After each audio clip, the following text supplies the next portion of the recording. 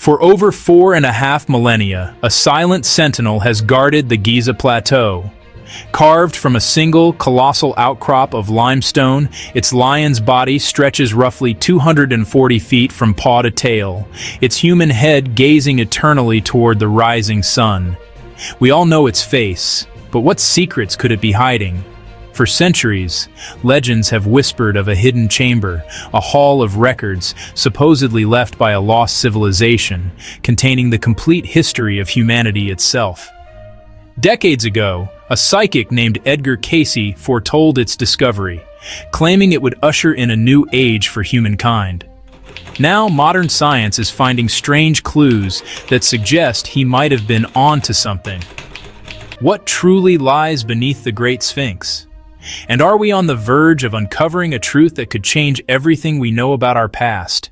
The Great Sphinx of Giza is an icon of the ancient world, a monument so famous you'd think we have it all figured out. But you'd be wrong. It remains one of history's greatest mysteries. Mainstream archaeology tells us this marvel was built during the reign of Pharaoh Khafra around 2500 BCE. The logic is pretty straightforward. The statue sits right in his pyramid complex, and its face looks a lot like other statues of him. It's carved directly from the bedrock of the plateau, the head from harder stone and the body from softer layers, a true masterpiece of ancient engineering. But that's where the simple story ends, and the real mystery begins.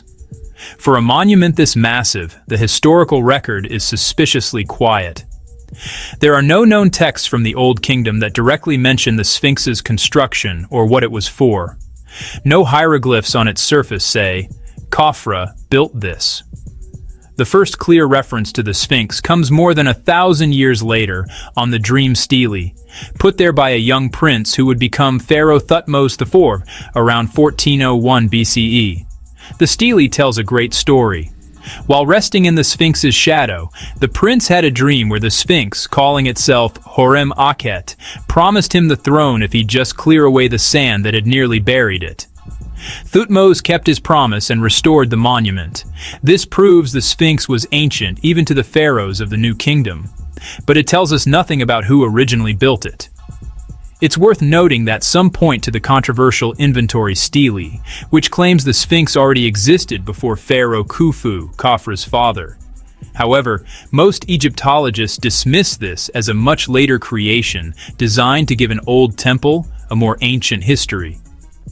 This historical silence has created a perfect space for alternative theories to grow. Ancient Roman writers like Pliny the Elder noted that locals in his day believed the Sphinx was a tomb for a king named Harmais and was hollow inside. Medieval Arab legends spoke of secret passages under the Giza Plateau connecting the great monuments. These are just stories, of course, but they point to an idea that just won't die. That the Sphinx is more than a statue. It's a guardian, and its biggest secrets are locked away deep beneath it. It's this tantalizing possibility that has fueled a search that spans from dusty old texts to the cutting edge of modern science.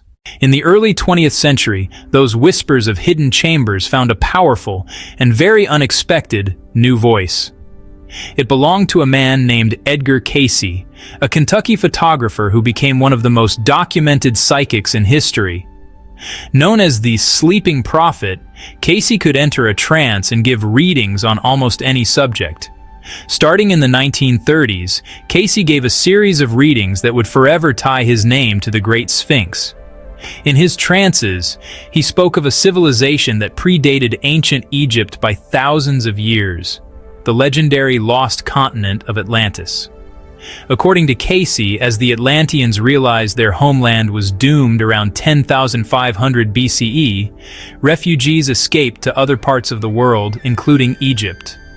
These refugees, he claimed, brought with them all the knowledge of their highly advanced civilization. To keep it safe for a future generation, they built a deep underground vault he called the Hall of Records. Cayce's visions were incredibly specific. He said this chamber was located between the Sphinx and the Nile River, with its entrance hidden right under the monument's right paw. Inside this chamber, Cayce said, wasn't gold or jewels, but something far more valuable: the records of Atlantean history, their science, their spiritual laws, and the true history of humanity on Earth. He even claimed that this haul of records would be discovered near the end of the 20th century, between 1996 and 1998, a time he believed would mark a great shift in human consciousness. To be clear, for mainstream archaeologists, these claims are pure fantasy. There is zero archaeological proof of Atlantis or a pre-Egyptian civilization at Giza, but Casey's detailed prophecies lit a fire in the popular imagination. They turned an ancient monument into a treasure map and inspired a new generation of explorers to go looking for what lies beneath, armed not with shovels, but with science. The hunt for the Hall of Records slowly shifted from psychic readings to scientific investigation. Over the years, plenty of strange shafts and tunnels had been found in and around the Sphinx, adding to the mystery. In 1837, explorers drilled a 27-foot hole in its back, hoping to find a chamber, but gave up after their drill got stuck. Another forgotten tunnel near its rump was rediscovered in the 1980s. Most of these passages are now seen as unfinished tomb shafts, loot tunnels, or natural cracks in the limestone. Still, every new find fueled the feeling that the Sphinx wasn't as solid as it looked. The search took a wild turn in the 1990s with John Anthony West, an independent researcher who championed a radical idea from geologist Robert Schoch. Schoch looked at the Sphinx not as an archaeologist, but as a geologist. He argued that the deep vertical erosion patterns on the Sphinx's body and its enclosure walls weren't caused by wind and sand, but by thousands of years of heavy rain. This water erosion hypothesis was a bombshell. The Giza Plateau has been a desert for the last 5,000 years.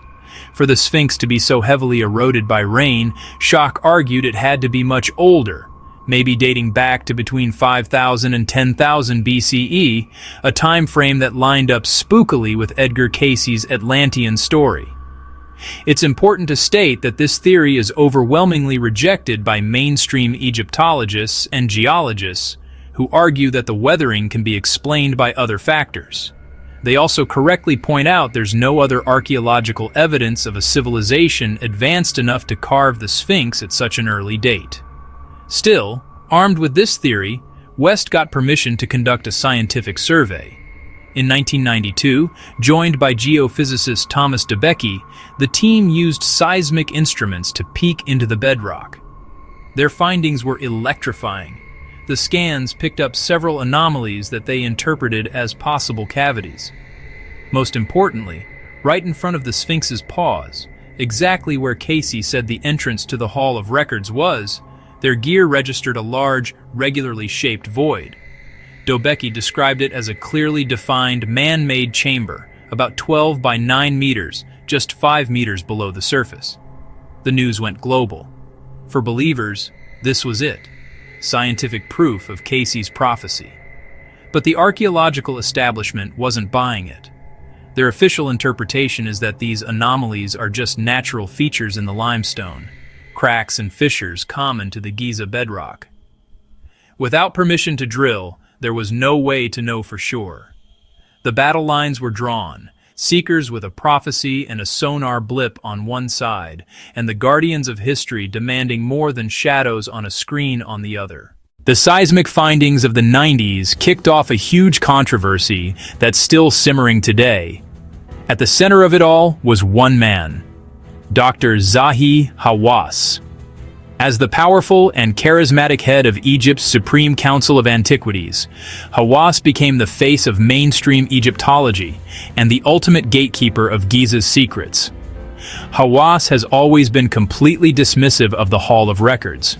He's publicly called the idea hallucination and nonsense, arguing it's a fantasy with no basis in reality. He and his colleague, leading archaeologist Mark Lehner, have consistently stated that all explorations have yielded nothing to suggest man-made chambers exist, and that the seismic anomalies are simply natural rock formations. This firm stance led to a very public clash. The teams who found the anomalies, like West and Debicki, pushed for permission to drill a small hole into the suspected chamber to send down a camera. Their requests were denied, again and again. For believers in the Hall of Records, this was proof of a conspiracy. They accused Hawass and Egyptian authorities of a cover-up, terrified of a discovery that would upend the official timeline of history. The idea of forbidden knowledge, suppressed by rigid academics, was a powerful story that fueled countless books and internet forums. The official reason for denying the permits, however, is much less dramatic. The Great Sphinx is a fragile, 4,500-year-old monument and a UNESCO World Heritage Site. Archaeologists don't just go drilling holes in priceless treasures based on fringe theories and ambiguous data. The top priority is preservation. Invasive procedures are a last resort, only done when there's overwhelming evidence. For Dr. Hawass and the wider scientific community, a psychic's vision and a few sonar shadows just didn't meet that standard. This standoff has left the mystery in limbo for decades, protected not by an ancient curse, but by modern bureaucracy and the principles of archaeological conservation. For nearly 3 decades, the debate was at a stalemate. But technology never sleeps. In 2024 and 2025, the story took another sensational twist as claims emerged from a team of Italian and Scottish researchers. This team claimed to be using a new form of radar tomography to create high-resolution 3D maps of what's under the Giza Plateau. According to their press releases and presentations, the scans suggested not just one chamber, but a massive, interconnected subterranean complex. They described huge shafts and multi-level structures deep beneath the pyramids, and most importantly, under the Sphinx. These claims, spread like wildfire online, have reignited the debate. They've also been paired with rumors that Zahi Hawass, the theory's biggest opponent, has softened his stance, with some videos even claiming he's admitted man-made chambers exist. However, and this is extremely important, we have to approach these new claims with extreme caution. As of late 2025, these incredible findings have not been published in any peer-reviewed scientific journal. They have not been independently verified, and Egyptian authorities have not confirmed them. In fact, Dr. Zahi Hawass has publicly and strongly refuted these claims, calling them completely wrong, baseless, and an attempt to undermine ancient Egyptian civilization. The sensational reports about Hawass changing his mind also lack any credible source and appear to be wishful thinking. So while these new whispers are exciting, for now, they are part of the legend, not the science. They are the latest chapter in a long story of hope and speculation, proving the pull of the Sphinx's mystery is as strong as ever. Until the data is published and scrutinized, it's just another unproven piece of the puzzle. So here we are, at a fascinating crossroads of history, myth, and science. On one side, we have the evidence-based story of archaeology, which tells us the Great Sphinx is a 4,500-year-old masterpiece, and that the ground beneath it holds nothing but natural rock.